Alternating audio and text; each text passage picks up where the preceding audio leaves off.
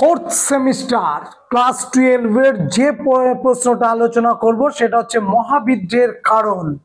দেখো এই মহাবিদ্যের কারণগুলো কি কি আমি বোর্ডে লিখেছি এবং সেই সম্পর্কে পয়েন্ট আকারে কি কি যুক্তি আমাকে খাড়া করতে হবে, কোন বিষয়গুলো পরীক্ষক পছন্দ করবেন, কোন বিষয়গুলো পরীক্ষক দেখে তার নাম্বারটা দেবেন, সেইটা নিয়েই আজকের আমাদের আলোচনা এবং সেই পয়েন্টগুলো নিয়েই আমাদের আজকের এই ক্লাস। আশা করছি যারা এই ভিডিওটা দেখছো এই ক্লাসটা করার পর মহাবিদ্যের যতগুলো কারণ আছে, বিশেষ করে আমি আজকে বোর্ডে যেগুলো লিখেছি সমস্ত কারণগুলো সম্পর্কে একটা কনসেপ্ট বা ধারণা তৈরি হয়ে যাবে। আর বলে রাখি, যারা অনলাইন ক্লাস করতে চাও অবশ্যই হোয়াটসঅ্যাপে যোগাযোগ করবে। কেমন? সরাসরি চলে আসি ভূমিকা, অর্থাৎ সিপাহী বিদ্রোহ বা মহাবিদ্রোহের যে কারণগুলি আছে সেই কারণগুলো নিয়ে আমাদের কোন কোন বিষয়গুলোর ওপরে ভূমিকাটা তৈরি হবে। দেখো 1857 সালে আমরা মহাবিদ্রোহ দেখছি, কিন্তু 1757 সালে আমরা দেখছি পলাশী যুদ্ধ। তো 1757 সালে পলাশীর প্রান্তরে যে ইংরেজ শাসনের আমাদের একটা মূল ভিত্তি গড়ে উঠেছিল এবং সেই মূল ভিত্তি এই ভারতবর্ষে ইংরেজদের গ্রথিত হয়েছিল, একটা ভালো শব্দ, গ্রথিত হয়েছিল এই ভারতবর্ষে। ও সর্বপ্রথম তা আমাদের আলোড়িত করেছিল সমস্ত সমাজ ব্যবস্থাটাকে এবং ব্রিটিশকে আলোড়িত করেছিল যে বিদ্রোহ, সেটা হচ্ছে সিপাহী বিদ্রোহ। তাহলে বোঝো যে 1757 পলাশীর যুদ্ধ সেটা আমাদেরকে আলোড়িত করেছিল, বিশ্বাসঘাতকতার মধ্য দিয়ে হোক বা সামরিক কৌশলের ত্রুটির দিক থেকে হোক বা রণকৌশলের ত্রুটির দিক থেকে হোক, যেভাবেই হোক না কেন আমরা পরাজিত হয়েছিলাম। কিন্তু যেমন পরাজিত হয়েছি, যেমন আমাদের কাছে এটা খুব তাৎপর্যপূর্ণ গুরুত্বপূর্ণ, ঠিক একই রকমভাবে তাৎপর্যপূর্ণ এবং গুরুত্বপূর্ণ ছিল 1857 সালের মহাবিদ্রোহ, যা ব্রিটিশ শক্তিকে নাড়িয়ে দিয়েছিল। ভারতবর্ষে ইংরেজ শাসনের মূল ভিত্তিকে উৎপাটিত করবার জন্য এই প্রয়াস দেখলাম 1857 সালের 29শে মার্চ ব্যারাকপুরের সেনা ছাউনি থেকে, যা আধুনিক যুগের একটি স্মরণীয় অবিস্মরণীয় একটা বিয়োগান্ত ঘটনার পরিচয় বহন করে আসছে এই মহাবিদ্রোহ। তাহলে কি বললাম, ভূমিকাতে এই কথাগুলো আমাদের তুলে ধরে আসতে হবে। আমি টু দা পয়েন্ট আলোচনা করব, কোনো আজে বাজে কোনো অন্য কোনো কথা নয়, একদম সলিড আমাদের কিন্তু জানতে হবে। এবারে চলে এসো, আমরা প্রথমে ভূমিকাতে বললাম যে 1857 সাল একটা বিয়োগান্তক আমাদের ঘটনা, যে বিয়োগান্তক ঘটনার সাফল্যের মুখ আমরা দেখলাম না, আমরা দেখলাম নেতিবাচক ফলাফল। সেই ঘটনার মধ্য দিয়ে ব্রিটিশ শাসন টলে গিয়েছিল এবং ভারতবর্ষ সম্পর্কে তাদের আরো সচেতন হতে তাদেরকে বাধ্য করেছিল। ক্লিয়ার? এবার চলে এসো, প্রথম পয়েন্ট লিখেছি রাজনৈতিক কারণ। যে রাজনৈতিক কারণের মধ্যে পয়েন্টগুলো লিখেছি তার মধ্যে হচ্ছে সত্য বিলোপ নীতি। কার? লর্ড ডালহৌসি। তোমরা জানো যে লর্ড ডালহৌসির হচ্ছে সত্য বিলোপ নীতি এবং তিনি এই নীতি প্রয়োগ করেছিলেন। কেন?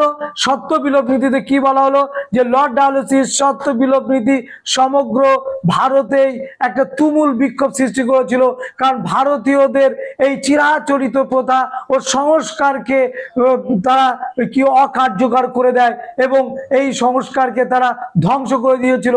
কোন সংস্কার? সত্য বিলোপ নীতিতে কি বলা হয়েছিল যে দত্তক পুত্র গ্রহণ করতে পারবে, তাই তো, যে পুত্র সন্তান না থাকলে দত্তক পুত্র গ্রহণ করতে পারবে, সেটা তিনি বন্ধ করে দিয়েছিল। সমগ্র ভারতবর্ষ এই সংস্কার, এই প্রথার বিরুদ্ধে ইংরেজদের এই যে অমানবিকতা তার বিরুদ্ধে কিন্তু প্রতিবাদ করেছিল। নেক্সট হচ্ছে ভাতা বন্ধ করে দেওয়া হয়েছিল। তোমরা জানো যে পেশোয়া দ্বিতীয় বাজিরায়ের পুত্র ছিল নানা সাহেব এবং তিনি ছিলেন পোষ্যপুত্র। পেশোয়া পদটাই তুলে দিল এবং এই যে নানা সাহেবের ভাতা সেটা বন্ধ করে দিল। মুঘল সম্রাটের যিনি যে ভাতা পেতেন সেটা বন্ধ করে দিলেন। মুঘল সম্রাটকে দিল্লি থেকে নামিয়ে দেওয়া হলো এবং এই যে কাজগুলো করলো এটা কিন্তু ভারতীয়রা ভালো চোখে মেনে নেয়নি। এরপরে চলে এসো পেশোয়া পদ লোপ। আমরা বললাম যে দ্বিতীয় বাজিরায়ের পরেই পেশোয়া পদ লুপ্ত করে দিয়েছিল। মারাঠা আমরা জানি বীরের জাতি। মারাঠা প্রবল পরিমাণে প্রতিপক্ষ ছিল মুঘলদের, ঠিক তেমনি মারাঠা শক্তিও ইংরেজদেরও প্রবল প্রতিপত্তির বিরুদ্ধে রুখে দাঁড়িয়েছিল। তো মারাঠা যে প্রধান হয় তাকে বলা হয় পেশোয়া। পেশোয়া মানে হচ্ছে প্রধানমন্ত্রী। সেই পেশোয়া পদটাকে তুলে দিল 1802 খ্রিস্টাব্দে বেসিনের সন্ধি হয়, এবং 1802 সালে বেসিনের সন্ধির মধ্যে দিয়ে আমরা দেখব পেশোয়ারাও কিন্তু এই বেসিনের সন্ধির মধ্যে দিয়ে ইংরেজদের প্রভুত্বটাকে স্বীকার করে নিয়েছিল। এটা দুর্ভাগ্য। তাই অনেক ঐতিহাসিক বলছেন যে 1802 সালে বেসিনের সন্ধি ছিল পেশোয়া স্বাধীনতার একটা কলঙ্কিত অধ্যায়। তারপর থেকে পেশোয়া এই বা প্রধানমন্ত্রীরা ইংরেজদের পতাকা তলে চলে যাবে। নেক্সট হচ্ছে মুঘল সম্রাটকে অপমান করলো। আমি বলেছি সেই সময় মহাবিদ্রোহের সময় মুঘল সম্রাট ছিলেন দ্বিতীয় বাহাদুর শাহ, তিনি ছিলেন ভারত সম্রাট। আবার মুঘল সম্রাট দ্বিতীয় বাহাদুর শাহকে কি করা হয়েছিল, সিপাহীরা প্রজেক্ট করেছিল ভারতবর্ষ যদি আবার ব্রিটিশদের পরাজিত করতে পারে তাহলে ভারতবর্ষে আবার সম্রাট হবেন যিনি, তিনি হচ্ছেন দ্বিতীয় বাহাদুর শাহ। তাকে কি করা হলো, রেঙ্গুনে নির্বাসিত করা হলো, এবং তার পেশোয়া তার পদটাকে বা তার যে ভাতাটাকে সেটাকে অপমান করা হয়েছিল। সুতরাং এটাকেও ভারতবর্ষের মুসলিমরা মেনে নেয়নি, অনেক হিন্দুরাও মেনে নেয়নি। নেক্সট হচ্ছে কুশাসনের অজুহাতে রাজ্য গ্রাস। তোমরা জানো যে অযোধ্যা রাজ্যটা কুশাসনের অজুহাতে রাজ্য গ্রাস করে নেবে ডালহৌসি। এই যে ডালহৌসি কুশাসন অজুহাতে রাজ্য গ্রাস করে নিল, এইটা কিন্তু অনেকেই মেনে নেয়নি, বিশেষ করে অযোধ্যার মানুষ কিন্তু মেনে নেয়নি। সব থেকে বেশি পরিমাণে যে রাজ্য থেকে সেনাবাহিনী বা সাধারণ মানুষ অংশগ্রহণ করেছিল তার নাম কিন্তু হচ্ছে অযোধ্যা। এই টোটালটা হচ্ছে রাজনৈতিক কারণ। চলে এসে এবার অর্থনৈতিক কারণ। অর্থনৈতিক কারণে কি কি লিখেছি, ড্রেন অফ ওয়েলথ, অর্থাৎ 1757 সালের পর থেকে ব্রিটিশরা 1857 সাল পর্যন্ত এই 100 বছর যে পরিমাণে সোনা রূপো মূল্যবান পাথর এই দেশের সম্পদ নিয়ে গেল, সেই জন্যে আমরা কি দেখছি, ঐতিহাসিকরা বিশেষ এই কথাটা কে বলেছেন, কোন ঐতিহাসিক, রমেশচন্দ্র দত্ত বলছেন যে ভারতবর্ষ থেকে এই যে সম্পদ লুণ্ঠন করে নিয়ে চলে গেল, এটাকে উনি ড্রেন অফ ওয়েলথের সঙ্গে তুলনা করেছেন, সম্পদের বহির্গমন সঙ্গে তুলনা করেছেন। নেক্সট হচ্ছে অর্থনৈতিক কারণের আর একটা কারণ, তাহলে এইভাবে সম্পদ নিয়ে যাওয়ার ফলে ভারতবর্ষের সম্পদের ঘাটতি দেখা দিল। নেক্সট হচ্ছে ভূমি রাজস্ব নীতি। কি কি ভূমি রাজস্ব নীতি তুমি পড়ে এসেছো বা ট্রেনে, চিরস্থায়ী বন্দোবস্ত, প্রথমে একশালা, পাঠশালা, চিরস্থায়ী, রায়তোয়ারি, ভাইয়াচারি, মলওয়ারি, সমস্ত ভূমি বন্দোবস্ত, সমস্তটাই ভূমি বন্দোবস্ত। এই ভূমি বন্দোবস্তের ফলে বাংলার কৃষকরা শুধু নয়, জমিদাররাও পর্যন্ত এর নেতিবাচক প্রভাব পড়েছিল। তারা কিন্তু এই মহাবিদ্রোহে কিন্তু সামিল হয়েছিল। অর্থাৎ ভূমি রাজস্ব ব্যবস্থার ফলে যে সমস্ত জমিদাররা জমিদারিচ্যুত হয়েছিল তারাও কিন্তু এই মহাবিদ্রোহে সামিল হয়েছিল। যে সমস্ত জমিদাররা জমিদারিচ্যুত হয়েছিল, সঙ্গে সঙ্গে তার ধোপা, তার কর্মচারী, তার নায়েব, তার গোমস্তা, তার রাঁধুনি, তার ফার্মার্স খাটার যে লোক, তার পাইক বরকন্দাজ, সবারই চাকরি চলে গেল। তারা কি বসেছিল না, তারাও কিন্তু এই মহাবিদ্রোহে সামিল হয়েছিল। সুতরাং কিছু জমিদার ছিল কিন্তু ভালো, যেমন বাংলার 12 ভূঁইয়া, তোমার নাম শুনেছো, চাঁদ রায়, কেদার রায়, প্রতাপাদিত্য, ইশাখা, এরা কিন্তু ব্রিটিশ মুঘলকে কিন্তু বেগ পেয়ে দিয়েছিল, অর্থাৎ মুঘল শক্তিকে কিন্তু আটকে দিতে পেরেছিল এই বাংলার 12 ভূঁইয়া। ভূঁইয়া মানে জমিদার। সুতরাং এখানে আমরা দেখব যে বিভিন্ন ভূমি রাজস্ব ব্যবস্থার ফলে জমিদাররা জমিদারিচ্যুত হচ্ছে, অনেক ভালো জমিদাররা জমিদারিচ্যুত হচ্ছে, তারা কিন্তু বসে থাকেনি, এবং তাদের সঙ্গে যে প্রজারা ছিল তারাও কিন্তু বসে থাকেনি, তারাও কিন্তু এই মহাবিদ্রোহে সামিল হয়েছিল।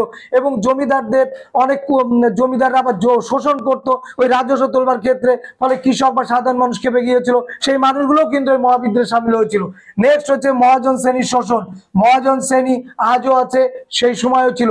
এই মহাজন শ্রেণীরা ধনকুবের ব্যক্তি, এরা প্রভাবিত করত সাধারণ মানুষকে, এবং সাধারণ মানুষ ওদের অধীনে কাজ করত। এবং কিছু মহাজন ছিল উদ্বৃত্ত, দ্রব্য রেখে দিত এবং ক্রাইসিস তৈরি করে বিক্রি করত, কালোবাজারি করত। তো এই সমস্ত মহাজনরাও কিন্তু এই ব্রিটিশদের দ্বারা তারাও কিন্তু তাদের চ্যুত হয়েছিল, অর্থাৎ তারা যে ভোগ করছিল সেই ভোগ থেকে বঞ্চিত হয়েছিল, তারাও কিন্তু সামিল হয়েছিল। শিল্প বাণিজ্যের ক্ষতি হয়েছিল, ব্রিটিশ আমলের শিল্প বাণিজ্যের ক্ষতি হয়েছে, যেমন ঢাকার মসলিন তোমরা জানো জগৎ বিখ্যাত, সেটাও কিন্তু ধ্বংস হয়েছিল। বাংলার তাঁতিদের যে ঘর, সেই ঘরে অনাহার আমরা দেখতে পাই, তাঁতিদের জীবন দুর্বিষহ হয়েছিল। হাজার হাজার তাঁতিরা নিঃস্ব রিক্ত অবস্থায় না খেয়ে পেয়ে মারা গিয়েছে, কেউ দস্যুবৃত্তিতে নাম লিখিয়েছে, কেউ বা দস্যুবৃত্তিতে নাম লেখায়নি, অনাহারে মারা গিয়েছে, নিজের পেশা কিন্তু ছেড়ে যায়নি। তাহলে এখানে দেখছি যে তাঁতিরা যেমন কাজ হারিয়েছে, কৃষকরাও তেমনি ন্যায্য ফসল বা উদ্বৃত্ত ফসল তুলতে পারছে না। তো যখনই তুলতে পারছে না, তখন তাদের জীবনটা আরো কঠিন থেকে কঠিনতর হয়ে যায়। এবং শিল্প বাণিজ্যের ঘাটতির ফলে যে সমস্ত মানুষ শিল্প বাণিজ্যে নিয়ে ছিল, অর্থাৎ কলকারখানায় কাজ করত, তারা এবার ভিড় জমালো চাষে। এই চাষে যেই ভিড় জমালো, চাষে মানুষের সংখ্যা যখন বেড়ে গেল, তখন কৃষি ব্যবস্থা অগ্রগতি রুদ্ধ হয়ে গেল অবশিল্পায়ন। আমরা পড়েছি শিল্পায়নের বিপরীত অবস্থাকে অবশিল্পায়ন বলে। তাহলে এখানে চাষ করবে চাষিরা, তার জন্য যে জমি, ধরো তোমার গ্রামে ধরো 100 বিঘে জমি আছে, এবার 100 বিঘে জমিতে মনে করো 1000 কৃষক এখানে কাজ করছে। এইবার দেখা গেল যারা কৃষক না, অন্য সেক্টরে কাজ করত, তাদের কাজ হারিয়ে গেল। সেই মানুষগুলো দেখা গেল আরো 3000, সেই 3000 মানুষ আর এই 1000, এই 4000 মানুষ এই কৃষি ক্ষেত্রে নিয়োগ করলো।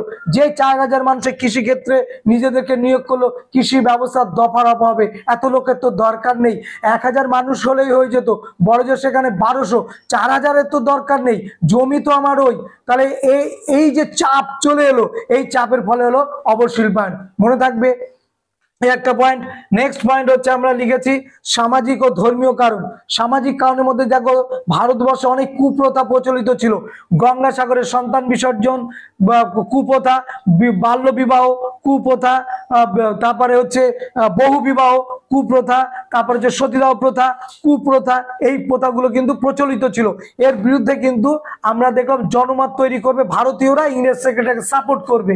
কিন্তু এই যে ইংরেজরা সেটাকে সাপোর্ট করলো, সতীদাহ প্রথা বন্ধ হয়ে গেল, বিধবা বিবাহ চালু হলো, মেয়েরা ইংরেজি শিখতে গেল, এই ব্যাপারটা কিন্তু ভারতীয়রা গ্রহণ করেনি, কারণ এরা তখনও শিক্ষার অন্ধকারে তারা নিমজ্জিত। সুতরাং এইগুলো যে সুফলটা কি না বুঝতে পেরে এই ভালো ভালো কাজেরও কিন্তু বিরোধিতা করেছিল। এরা চেয়েছিল এই কুপ্রথাগুলো থাকুক। এই হচ্ছে এই পয়েন্টটা। নেক্সট হচ্ছে খ্রিস্ট ধর্ম প্রচার, ভারতীয়রা মেনে নেয়নি। ভারতীয়রা শুধু না, সাঁওতাল মুন্ডা ওইখানে গিয়ে খ্রিস্ট ধর্ম প্রচারকরা প্রচার করেছে, এটাও ভারতীয়রা মেনে নেয়নি। তাহলে হিন্দু ধর্ম বা সনাতন ধর্ম বা মুসলিম বা খ্রিস্টানরা, মুসলিম বা মুন্ডা বা সাঁওতাল, এর ধর্মটা একদম ধূলিসাৎ হয়ে যাবে। সুতরাং আমরা দেখবো সাঁওতাল বিদ্রোহ, মুন্ডা বিদ্রোহ কিন্তু একটা কারণ আছে, যে খ্রিস্টান ধর্ম প্রচারকদের ধর্মপ্রচার, পরবর্তীকালে ওরা কিন্তু সরে এসেছিল, আর খ্রিস্টান ধর্ম গ্রহণ করেনি। এরা তো টোপ দিয়েছিল, শিক্ষার টোপ দিয়েছিল, চাকরির টোপ দিয়েছিল, তাই না? এটা আমরা পড়ে গেছি। যাই হোক, এই খ্রিস্টান ধর্ম প্রচারকরা ভারতবর্ষে অনেকে এসেছিল। আমরা ব্যাপটিস্ট মিশনারি সংস্থা নাম পাই, আমরা স্কটিশ চার্চ মিশনারি নাম পাই, তাই তো, জেনারেল অ্যাসেম্বলিজ ইনস্টিটিউটের নাম পাই, এই যে বিভিন্ন লন্ডন মিশনারির নাম পাই, এই যে বিভিন্ন মিশনারি ভারতবর্ষে এসেছিল। মূল উদ্দেশ্য হচ্ছে খ্রিস্ট ধর্ম প্রচার। তো খ্রিস্ট ধর্ম যখন প্রচার করবে, এরাই তো খ্রিস্টান, এই ভারতীয়রাও তো খ্রিস্টান হবে, তাহলে ভারতীয় যে সনাতন ধর্ম বা হিন্দু ধর্ম, সেটা তো ধ্বংস হয়ে যাবে, তাই না? ওই জন্যে এর বিরুদ্ধে প্রতিবাদ করেছিল। নেক্সট হচ্ছে ভারতীয়রা এই যে পাশ্চাত্য শিক্ষা ইংরেজরা চালু করেছিল, আমরা জানি পাশ্চাত্য শিক্ষার সুফল প্রচুর, সেটাও আমরা জানি, বুঝি, কিন্তু সেই সময় মানুষ কিন্তু বুঝতে পারেনি। ফলে পাশ্চাত্য শিক্ষার বা ইংরেজি শিক্ষার বা বিজ্ঞান শিক্ষা বা দর্শন শিক্ষা বা ইতিহাস শিক্ষার বিরুদ্ধে কিন্তু তারা বিরুদ্ধাচরণ করেছে, কারণ ওদের শিক্ষা ছিল ধর্মকেন্দ্রিক শিক্ষা। এই ধর্মকেন্দ্রিক শিক্ষাকে এরা বেশি প্রশ্রয় দিয়েছিল। কেমন? তাহলে যে ভালো ভালো যে শিক্ষা, পাশ্চাত্য শিক্ষা, তা সেটা যে করতে চাইলো, কিন্তু করতে গিয়ে বাধা পেল কারা? ইংরেজরা। ফলে এটাও একটা কারণ আমরা পাবো সামাজিক এবং ধর্মীয় কারণের মধ্যে। নেক্সট হচ্ছে ইংরেজদের অবজ্ঞা। আমরা একটা বিখ্যাত বই পাই এই সময়, সিয়ার উল মুতাখারিন। এই বইতে আমরা দেখছি ভারতীয়দের ওপর ইংরেজরা অবজ্ঞা করছে সমস্ত দিক থেকে, শিক্ষা, সংস্কৃতি, চেতনা, সমস্ত দিক থেকে। আর করারও কথা, কারণ ভারতবর্ষ সমস্ত দিক থেকেই পিছিয়ে ছিল। শিক্ষার দিক থেকে পিছিয়ে ছিল, আর্থিক দিক থেকে পিছিয়ে ছিল, বিজ্ঞানের দিক থেকে পিছিয়ে ছিল, এগিয়ে ছিল কোন দিক থেকে? কুসংস্কারের দিকে এগিয়ে ছিল, অন্ধবিশ্বাসের দিকে এগিয়ে ছিল, পৌত্তলিকতা, জাতিভেদ, কুপ্রথা, এই দিকে এগিয়ে ছিল। ওই জন্য ইংরেজরা ভারতীয়দের পছন্দ করতো না। সুতরাং এই পয়েন্টটা একটু লিখবে। নেক্সট হচ্ছে সামরিক কারণ। সামরিক কারণে আমরা কি কি লিখেছি? যে সমস্ত ভারতীয়রা ব্রিটিশদের সেনাবাহিনীতে চাকরি করত তাদের নিম্নমানের খাবার দেওয়া হতো। 2, বেতন বৈষম্য ছিল, বেতন দিত কম। 3, পদোন্নতিতে বাধা, অর্থাৎ ইংরেজ কর্মচারীদের যোগ্যতা কম কিন্তু পদোন্নতি হয়ে যেত বেশি, আর ভারতীয়দের যোগ্যতা বেশি কিন্তু পদোন্নতি হতো না, বেতনও বাড়তো না। আর এদেরকে সবসময় মানসিকভাবে টর্চার করতো। কিভাবে মানসিক? কালাদমি বলতো, বর্বর বলতো, অসভ্য বলতো, গালিগালাজ করতো, প্রতিবাদ করতে গেলে মুখে থুতু দিত, প্রতিবাদ করতে গেলে কোমর থেকে বেল্ট খুলে পেটাতো, প্রতিবাদ করতে গেলে পা দিয়ে মারাতো, এতগুলো কিন্তু অপমান করতো। এবং যার জন্য আমরা দেখবো 1945 থেকে 46 সালে নৌ বিদ্রোহ। বোঝা গেল? লাস্ট একটা কারণ আমরা পড়বো, এই ভিডিও শেষ দিকে চলে এসেছি, সে হচ্ছে প্রত্যক্ষ কারণ। প্রত্যক্ষ কারণটা কি ছিল? এনফিল্ড রাইফেলের প্রবর্তন। যে রাইফেলের টোটা গরু এবং শুয়োরের চর্বি মিশ্রিত একটা নরম কার্তুজ, নরম মোড়কের মধ্যে ওই কার্তুজটা ভরা থাকতো, সেইটা নাকি গরু এবং শুকরের চর্বি। এইটা যখন জানলো সেনাবাহিনীর মধ্যে হিন্দু এবং মুসলমান সেনারা, তখন এটা বিদ্রোহ করলো। প্রথম বিদ্রোহ করলো কে? মঙ্গল পাণ্ডে। তিনি মহারাষ্ট্রের চিত পাবন ব্রাহ্মণ পরিবারের সন্তান, তিনি উচ্চ বংশীয় সন্তান। তিনি মেনে নেয়নি। তিনি কি করলেন? 1857 সালের 29শে মার্চ, তোমরা সবাই জানো 29শে মার্চ তিনি কিন্তু প্রথম বিদ্রোহ করলেন এবং তিনি প্রথম শহীদও হলেন। তাহলে এই বিষয়গুলো সমস্তটাই আমরা লিখে আসতে অবশ্যই পারবো। যে পড়া করে সে লিখে আসতে পারে। স্যার বড় কি? কোনো বড়ই না, তুমি যদি পারো, তুমি ঘড়ি ধরে দেখো, তুমিও পারবে। সুতরাং এই জায়গাটায় আসতে হবে। আর বিষয় সম্পর্কে একটা ধারণা অবশ্যই করতে হবে। তার জন্য টেক্সট বই পড়তে হবে, পারুলের বই পড়তে পারো, তোমরা ছাড় বই পড়তে পারো। এই বইগুলো খুবই ভালো, খারাপ না। টেক্সট বইটা পড়বে, দেখবে জানতে পারবে বিষয়টা অনেক। আমরা জানি তুমি প্রশ্ন করতে পারো যে স্যার সিলেবাসটা অনেক, সিলেবাস অনেক হলেও আমরা যেগুলো খুব মূল টপিকগুলো সেইগুলোই বেশি করে দেখবো। সময় থাকলে বাদবাকিগুলো দেখবো। একটা সময় দেখা গেল বইটা কমপ্লিট হয়ে যাবে। ভয় পাওয়ার কারণ নেই। আগে জলে তো নামো, তারপর তো সাঁতার কাটা শিখবে। জলে না নামে সাঁতার কাটবো ডাঙায় বসে থাকলে কোনো কাজ হবে না। আবারও বলছি, অনলাইন ক্লাস যাতে ভালো লাগবে, যা করতে ইচ্ছুক অবশ্যই হোয়াটসঅ্যাপে যোগাযোগ করবে, আমরা তার সঙ্গে কথা বলে নেব। কেমন? আজকে এই পর্যন্ত, ভালো থেকো, দেখা হবে নেক্সট ভিডিওতে।